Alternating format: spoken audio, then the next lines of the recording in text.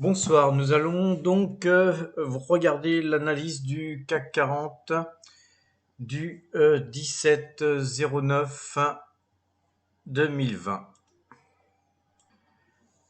Donc une forte baisse ce matin avec une assez forte remontée l'après-midi.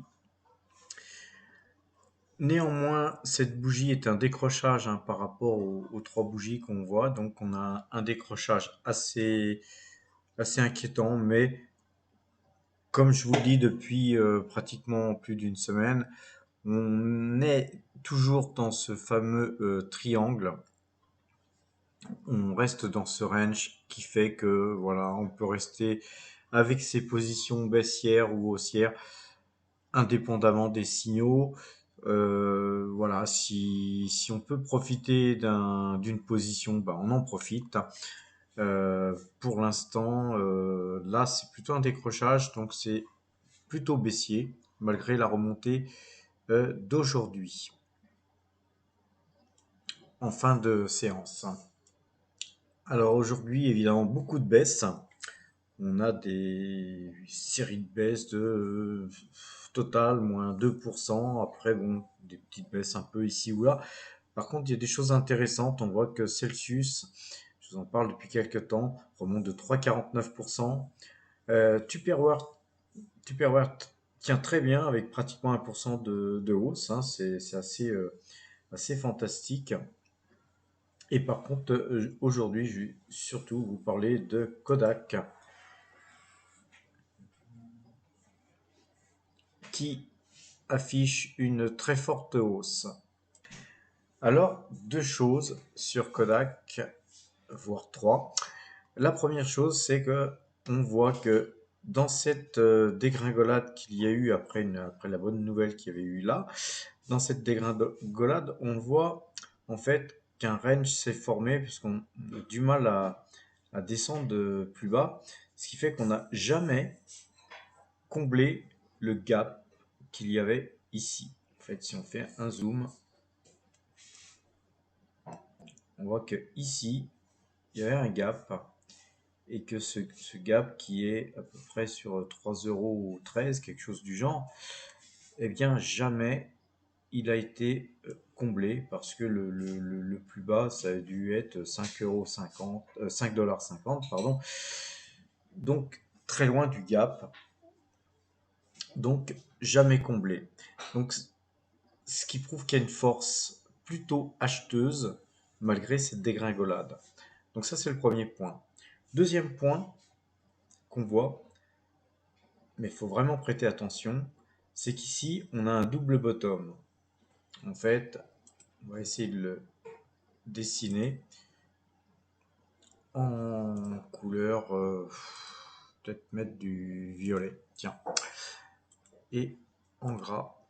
En fait, ici, ça nous dessine une sorte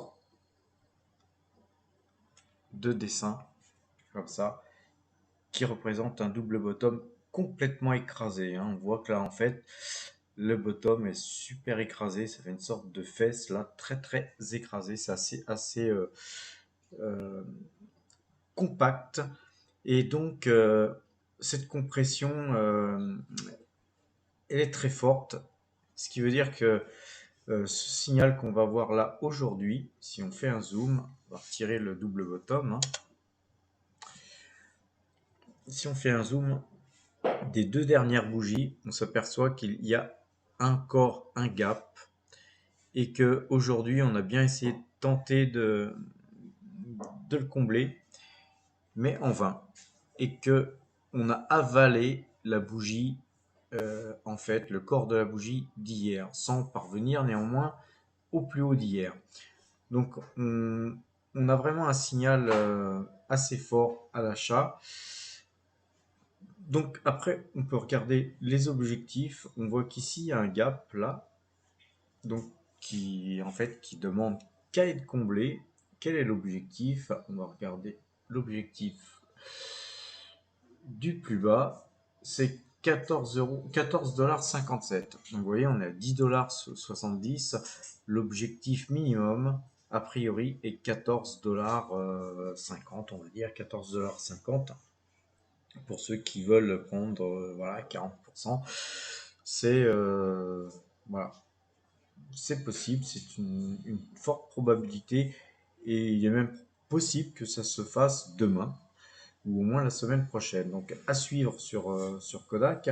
Puis après, ce qu'on peut regarder, c'est qu'il y a un autre gap ici, si on regarde le plus bas, qui se retrouve en fait à 27,50 $. Et donc là, c'est plus la même histoire, c'est que si vous faites pratiquement 2 fois et demi la mise par rapport à aujourd'hui.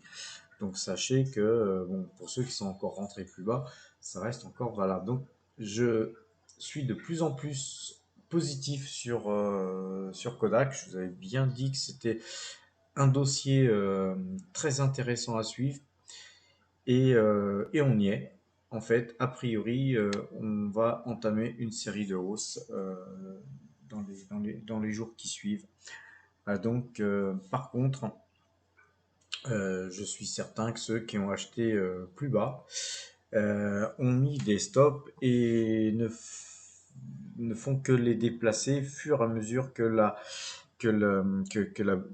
hausse se fait. Par contre, attention, ne collez pas trop proche parce que sinon, de vraiment coller trop proche son stop au cours, hein, si vous placez vos stops dans la monnaie, vous êtes sur une valeur comme ça qui est très volatile, ceci dit, dans la journée, vous risquez d'être tout simplement, tout bonnement stoppé. Donc si vous mettez vos stops dans la monnaie, autant sortir tout de suite, quoi. Donc je vous encourage à placer vos stops assez loin, mais de protéger vos gains. Voilà, je vais faire court aujourd'hui, il n'y a pas grand-chose à dire d'autre. Et je vous souhaite une bonne soirée et à demain si vous le voulez bien.